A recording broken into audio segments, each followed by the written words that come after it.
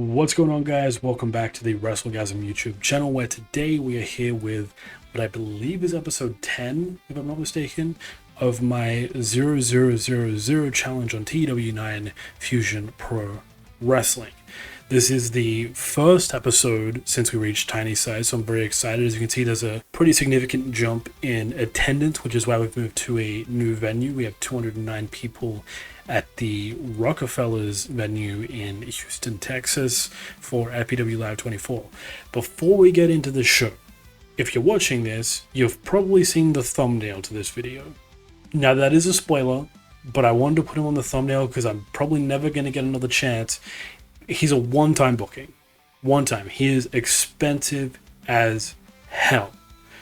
So I just wanted to clear that up so that you guys don't make any kind of assumptions about the thumbnail.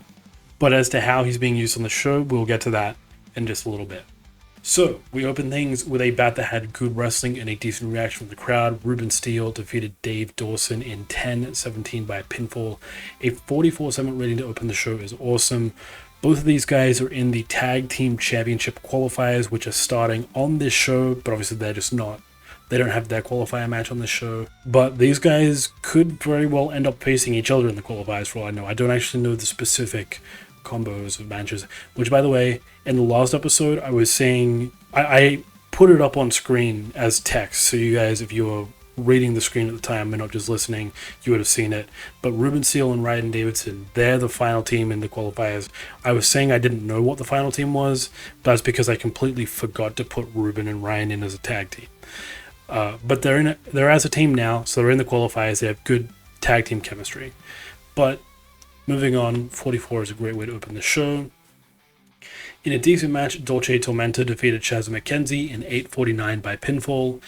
Didn't expect much out of this. It was just a momentum-based match, but it was surprising to me that Dolce and Chaz have never had a one-on-one in this series. I thought that would kind of make a lot of sense, but apparently they haven't, unless the match history just doesn't show past like a year or something like that, but I think it does. Anyways, Tag Team Championship qualifying match. In a decent match, Hyan and Maya World defeated TNT in 12:33 when Maya World pinned Terrell Hughes with a World of Trouble. 37 obviously isn't what we really want out of a Tag Team Championship qualifier, but I think we still made the right choice. You know, Hyan and Maya World are probably the most name value tag team we have in this kind of mini tournament of sorts. And performance-wise, even though Maya World is a little bit lacking compared to Hyan, they are both still, they have the edge over TNT. In a decent match, Jack Evans defeated Radar in 10:39 by pinfall with a 6:30 senton. That's right, Jack Evans is now on the roster. He was pretty affordable, but I guess the reason he was affordable is because maybe he lost some pop because he hasn't been signed to any companies, he hasn't been wrestling, as we can tell by the rusty note. So we're going to have to give him a few matches to kind of shake off that ring rust, but I love Jack Evans. I think he'd be a great addition to the roster, so I'm really glad that he's here. In a decent match, Ryan Davidson defeated Cal Jack in 10:37 by pinfall with a frog splash. 42.7 rating is awesome. Cal Jack, his performance dropped a fair bit there. That's kind of concerning.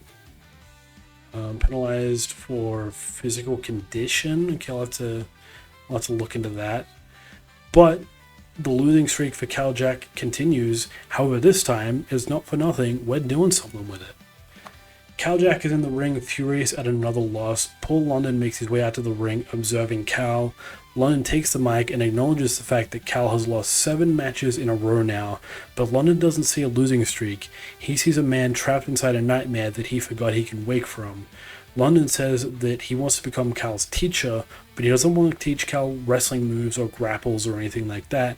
He wants to teach Cal how to remember his instincts, how to become the hunter that he once was. London leaves, letting Cal ponder the offer in the ring. So, Paul London just seemed like a very good signing because he has good rotating skills, he's relatively cheap, and he is still an occasional wrestler. So I had this idea of... I'll admit, okay, so I was a huge Lucha Underground fan.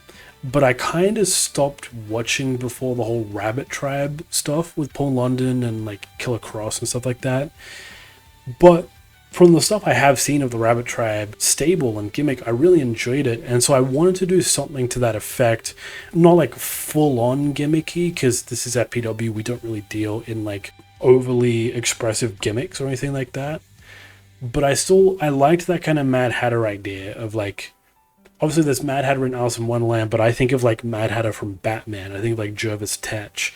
And that's kind of the sort of character I want Paul London to be. Not to say that he's going to be a villain, because again, we don't really deal in heroes and villains, but I really like that concept in a way. Apparently the game didn't. The game thought the Mad Hatter gimmick was awful, but you know, it is what it is. This is what we're in for. So Cal Jack, even though he's still losing, he does have a direction now. I know I spent the past couple episodes talking about whether I should do something more prominent with him or not. This is what we're going to do with him. And I have the storyline planned out up until the anniversary show. And hopefully it pans out. And About had good wrestling and a decent reaction from the crowd. Vipers defeated Zeta Zhang in 12-10 by pinfall. 47 segment rating is awesome. Vipers is the newest signing alongside Jack Evans for the FPW roster. I will admit, I'm not really familiar with Vipers, but based on my little bit of research, it seems she's wrestled for NWA and TNA. In the game, she was wrestling for GCW, for Game Changer. And she was putting on good performances, and 38 could be better, but I think that's still pretty good. So yeah, welcome to the roster, Vipers. In terms of Zeta losing, obviously she's like one of our top wrestlers at the moment, one of our top franchise players, so it doesn't make a whole lot of sense for her to lose, but she has a shit ton of momentum. She doesn't have a storyline going on right now, so I'm okay with her having the occasional loss to share some of the love when it comes to the momentum. Now, if I'm not mistaken, I think the next match is the main event, which for anyone who saw the last episode, you would know the main event is Superiority Complex taking on Sonico and a partner of Sonico's choosing. As evident by the thumbnail, you can probably tell who that tag team partner is going to be. In a superb match, Sonico and Kofi Kingston defeated Superiority Complex in 15-14 when Kofi Kingston pinned Stephen Wolf with a Trouble in Paradise. Exodus Prime was the weak link as per usual. So the idea here is, when I originally booked the angle in the last show where Sonico would have to find a partner to take on Superiority Complex, my goal was I wanted it to be a new roster signing who was going to be a pretty big signing. And I had a couple ideas of who that was going to be. I'm not going to tell you who, because I still want to sign those people. But then, just, I don't know, the prospect of signing someone like Kofi Kingston for a one-night deal kind of popped into my head. I was like, that just feels so much more fun. Like the debuting them to tag team with Sonico in this match is still a great way to introduce someone and would have provided great benefits for whoever we signed, but just having a guest wrestler for one show I thought was really, really cool, and something I would love to do more in the future as well. Obviously Kofi costs like an arm and a leg, so he's not on the roster. It's a one night deal, maybe in the future once we're making a shit ton of money, but at the moment we are not. So yeah, 49 segment rating. We cap things off with a segment. Sonico and Kofi Kingston stand victorious after the match, but tensions are still clearly high between Sonico and Stephen Wolf. As Wolf goes to leave, Sonico pulls him back, intending to offer him a handshake, a good show of sportsmanship, but Wolf misinterprets his actions, believing it to be an attack. Wolf strikes Sonico with a forearm, leading Sonico to strike back. A brawl ensues between the two, with Exodus Prime and Kofi Kingston soon joining in to defend their tag team partners. There's no true winner as the two sides soon split off, with Superiority Complex heading back off the ramp, while Sonico and Kofi take in the cheers of the FPW crowd once more. A 52 rated segment is, I believe, the best segment we've had by a large margin. Like 52 is the best match we've had, so it matches our best match. How many times can I say match? but that is awesome. Obviously, Kofi being there contributes to that heavily, but they were all set as fighting. I clicked the fighting option for all 4 of them, so I guess that just works. But things are really heating up now in Sonico's chase for the World Championship. Very, very excited to see how that pans out. Let's finish the show. Increase pop in one region. Okay, so going back to the last episode, the goal is to get to 20 pop in the Mid-South before the anniversary show so that we can broadcast it.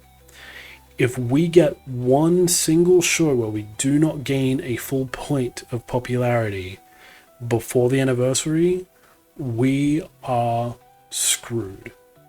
So let's finish the show, address the locker room. Vinny Massaro, we still want to try and put in our good books. And then, who do I want to praise?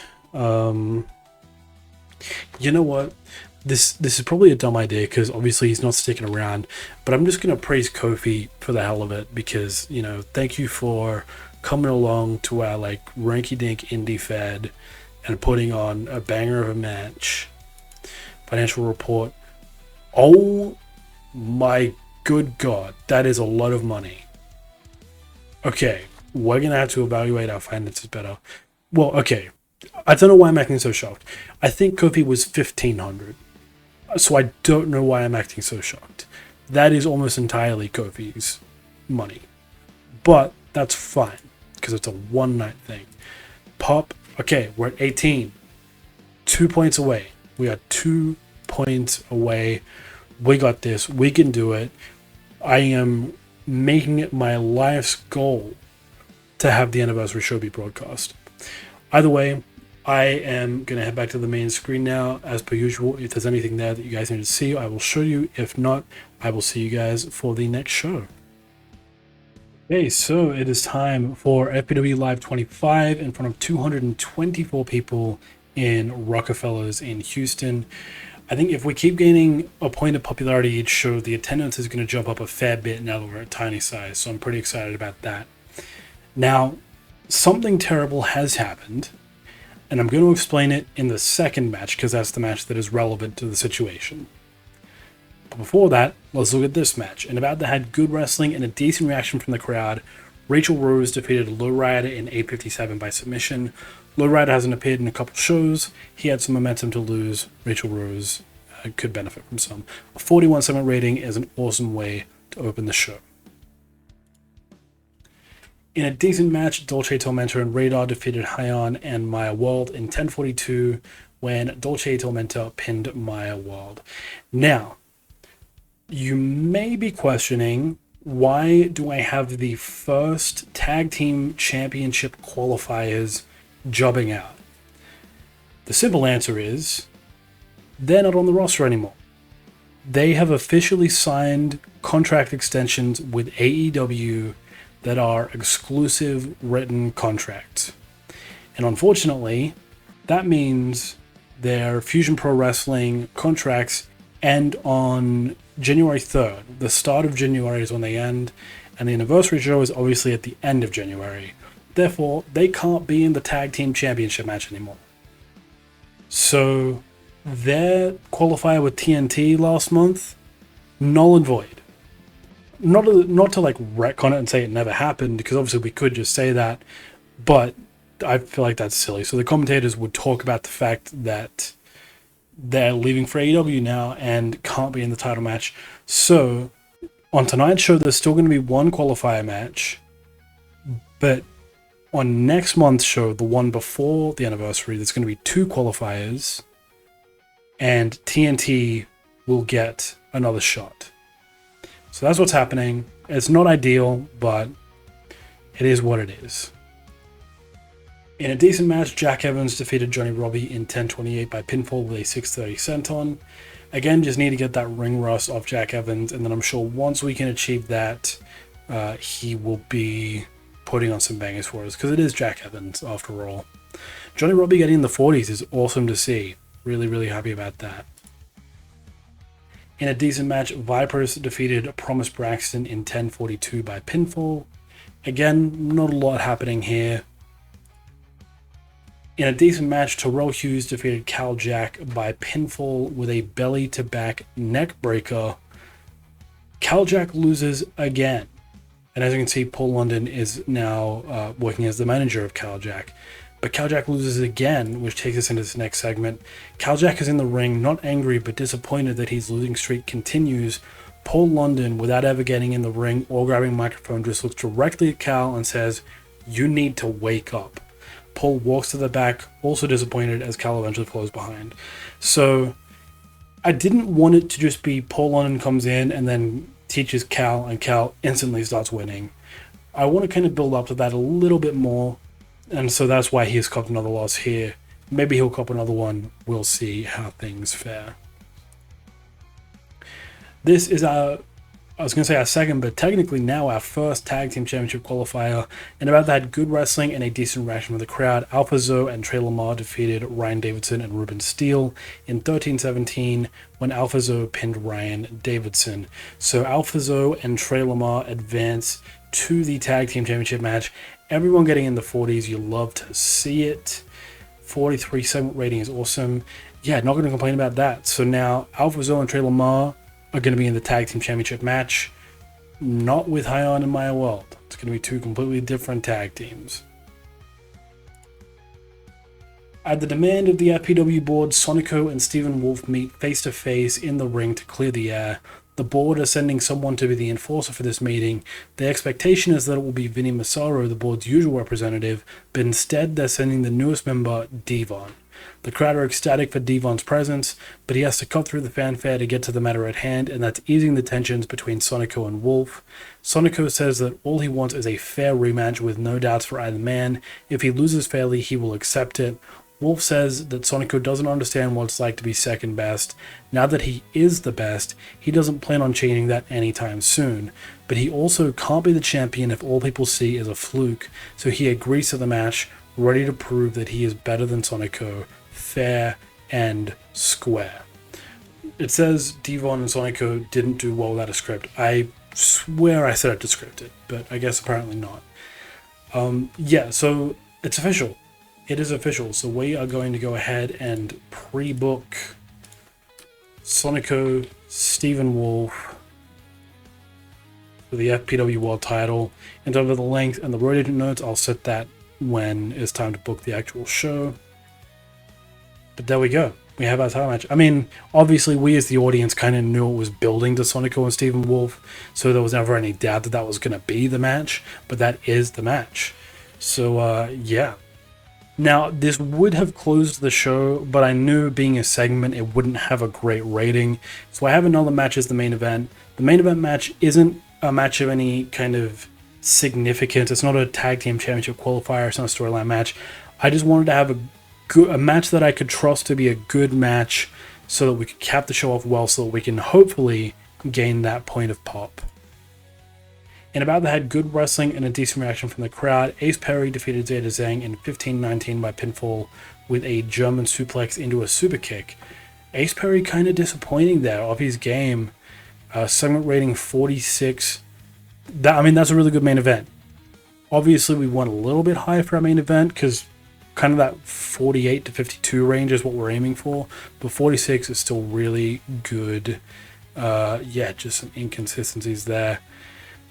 Hopefully this gets us a point of pop. Increase our pop in one region. Address the locker room. We're going to go for Vinny again. And who else we want to go? You know what? Zeta Zhang did great in that main event. Actually, no, Zeta doesn't. We've just been praising Zeta non-stop recently.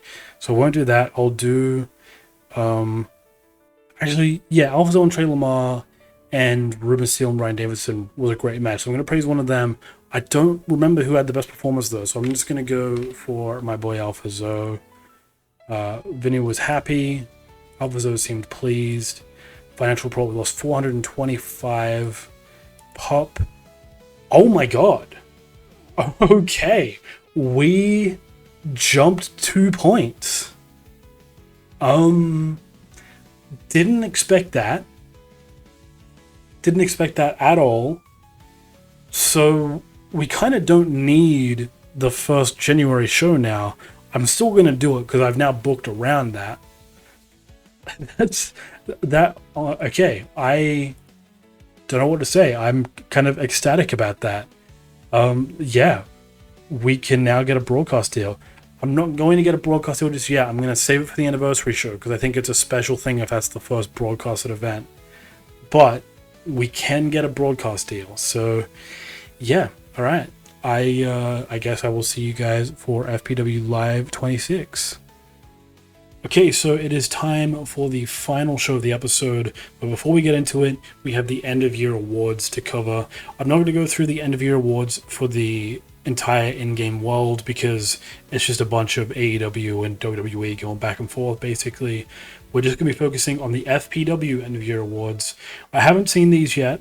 I've started on Male Referee of the Year because we only have one referee, so we knew what the answer was going to be. I did see Male Wrestler of the Year just because when you click on End of Year Awards, that's the first one to pop up. So I do know the answer to that, but I don't know anything else. So let's have a look. Male Commentator of the Year is Todd Kennelly. Of course, he's our only one. Play-by-play, same thing. Card of the Year was FPW Live 24. That was the first one of this show, of this episode, I believe. So that is really cool. Match of the Year was Sonico versus Lowrider at FPW 16. That was the 52. That was our best match we've ever had. So that makes sense.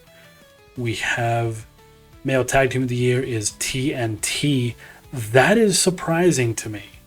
That is very surprising. I feel like it should have been maybe the Dawsons because they have significantly better performance than TNT.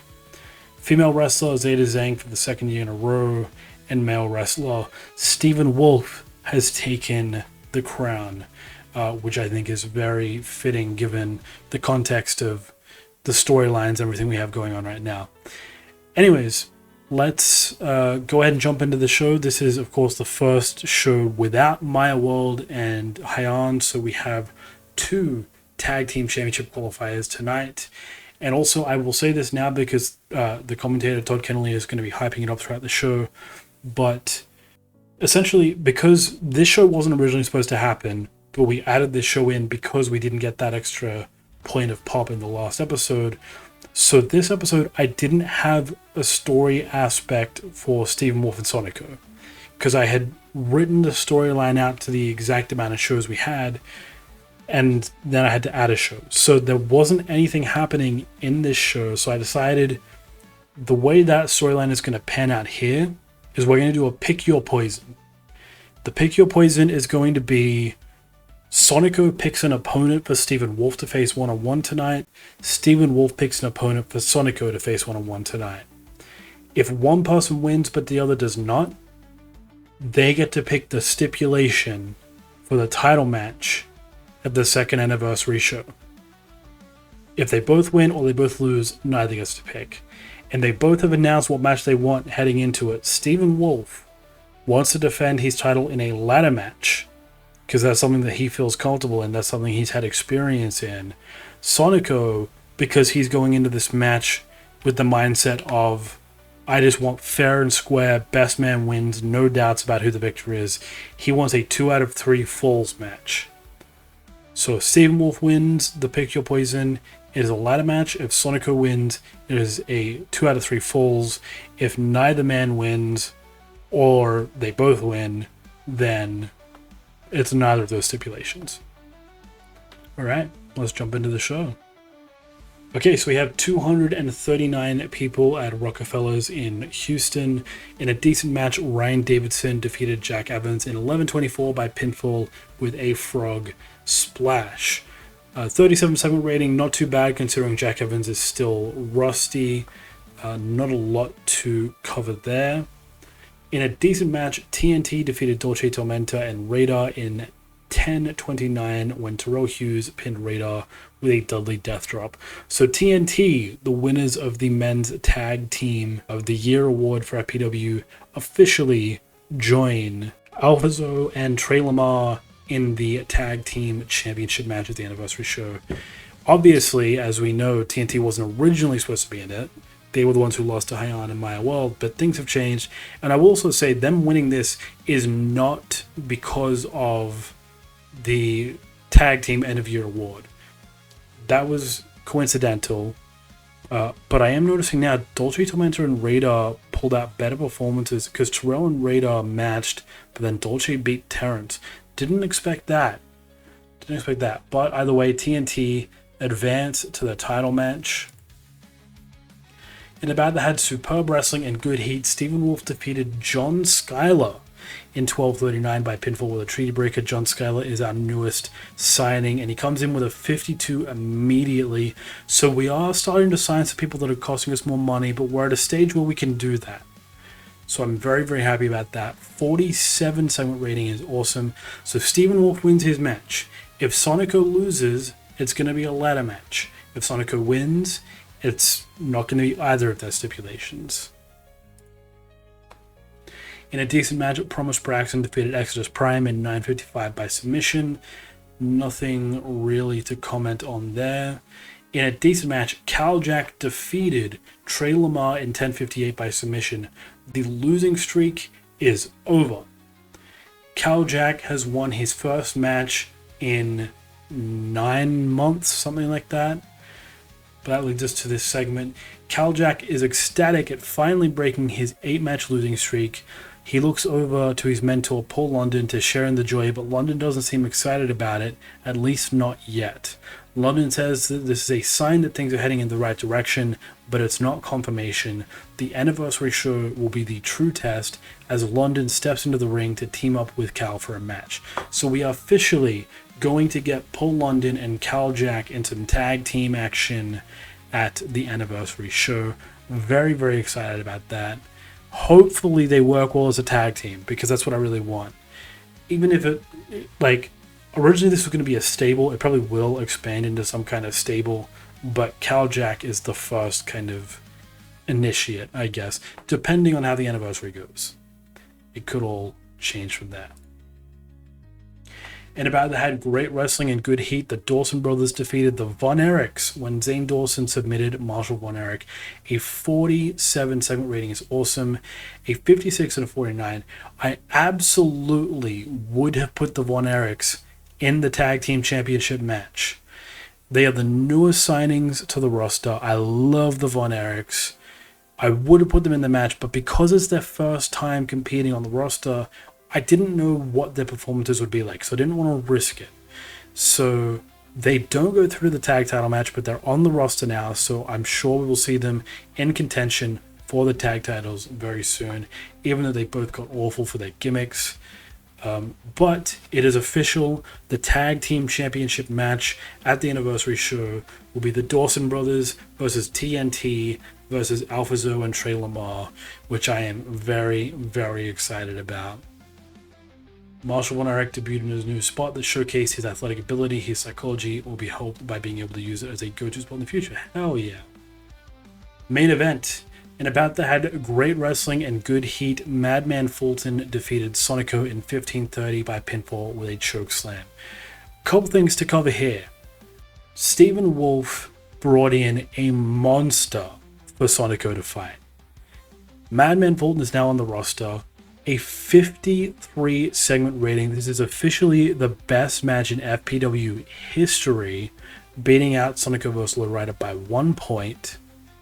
And what I thought was really funny is this is Madman Fulton's first show for FPW, and instantly in the notes before the show it said that Madman Fulton has now started dating Dolce Tormenta, so he wasted no time.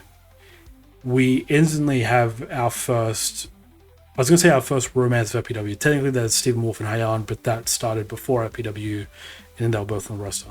This is the first romance blossoming from FPW, which is really funny. Just funny that it happened on his first show. But at 53, this does mean the World Championship match at the second anniversary show is a ladder match. So let's go ahead and finish the show, increase our pop in one region, address the locker room. We're going to do Vinny Massaro again. And then I think I'm going to go with Madman Fulton. I know he wasn't the best performer in that match, but he came in and instantly put on the best match in FPW history. But Sonico is already in our good graces enough. So Madman Fulton, Vinny was very happy, and Madman was pleased or seemed pleased. So our losses are getting higher, but that's because we're signing some more expensive talent. But that's fine. That's fine because we're still making good money. We're now at 21 pop. I'll see you guys on the main screen. We're not going to do anything else from here. This is going to be the end of the episode because the next episode is only going to be one show, just the anniversary. But I'm going to, if there's anything, I don't know. You guys get the point. One show episode next, but it's going to be a big show regardless. So I will see you guys on the main screen. Okay, we are here, and fans amazed by Marshall Von Erich debuting on Britain. So it's essentially the thing that Betty Massaro just told us about, but it got a whole news article about it. That's really cool. At PW Live 26, the feedback has been awesome. The small company has outshone some of the bigger companies' recent efforts. You love to see it. You really do love to see it. So, 13 days is the anniversary show. I don't think there's much to go over. Obviously, we can look at the finances. The minimal income here was just because that was the Kofi Kingston month, but we made $2,000 on the last in the last month. Very happy about that. I don't think there's anything to go over. I'm gonna do the broadcasting deal after this episode. So I'm gonna do it off camera basically because I don't need to take you guys through all that because I have a very specific idea of what I want to do. Obviously, we can just go and get a YouTube deal now, but there is something I want to look at doing. If it works, then it'll be good. But that's beside the point. This has been an incredible episode. So many great new signings. Jack Evans, Viperus, Madman Fulton, John Schuyler. We had Kofi Kingston making a guest appearance. We gained 2 pop in one show. This has been an awesome episode. A real bounce back from the last episode, which I thought we kind of fumbled quite a bit. Obviously, not everything was smooth sailing. We lost Hyon and My World, but we can bounce back from that as well. It's no big deal. That does it for this episode. Thank you guys so much for joining me today. I really do appreciate it, and I will see you guys next time.